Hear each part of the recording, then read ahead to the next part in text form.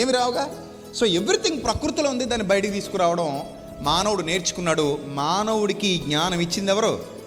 దేవుడు. ఇంకే జీవరాశికి ఇవ్వలేదండి. నెక్స్ట్ సెమినార్లో వచ్చే పాట అదే.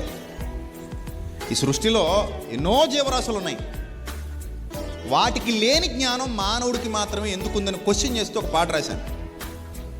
మానవుడికి మాత్రమే ఎందుకుంది? ఎన్నో జీవరాశులకు లేని ఆధిక్యత మానవుడికి ఎందుకు వచ్చింది? ఎందుకు మానవుడు ఏలిగ్గా ఉన్నాడు? ఇవన్నీ మీరు ఆలోచన చేయండి. మీకు లాస్ట్ అండ్ ఫైనల్గా వచ్చే ఆన్సర్ ఒకటే, అది దేవుడు. దేవుడు ఇవ్వకపోతే మానవుడికి జ్ఞానం లేదు, దేవుడు ఇవ్వకపోతే మానవుడికి ఆధిక్యత లేదు, దేవుడు ఇవ్వకపోతే, దేవుడు హెచ్చించకపోతే మానవుడు హెచ్చింపబడడు.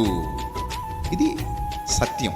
పనిరానుడికి పని చేయడానికైనా, లేకపోతే ఏదైనా రిపేర్, బైక్ రిపేర్కైనా ఏమి రానుడికి ఇచ్చేసారనుకోండి, బైక్ రిపేర్ మొత్తం అన్నీ ఇప్పేసి మూలెట్టు కూర్చుంటాడు.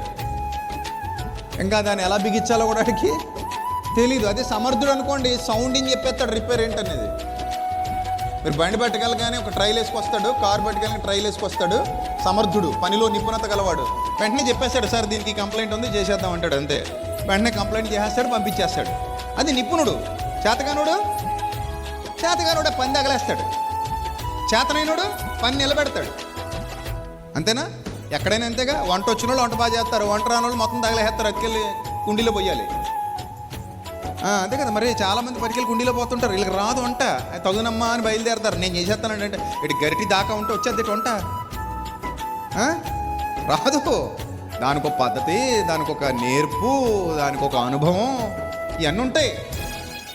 లేదు మేము తగుదనమ్మా మేము చేసేస్తామని బయలుదేరితే ఇంకా అది ఎవడో తినడానికి పని చేయదు. అది ఎందులో పోయాలి?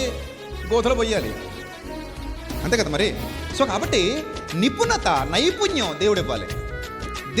ఇచ్చాడు, చాలామందికి ఇచ్చాడు. ఇది బైబిల్ చరిత్ర. ఎంత లోతుకి వెళ్ళిపోతే బైబిల్ ఇంకా చాలా విషయాలు ఉంటాయి నేర్చుకోవడానికి.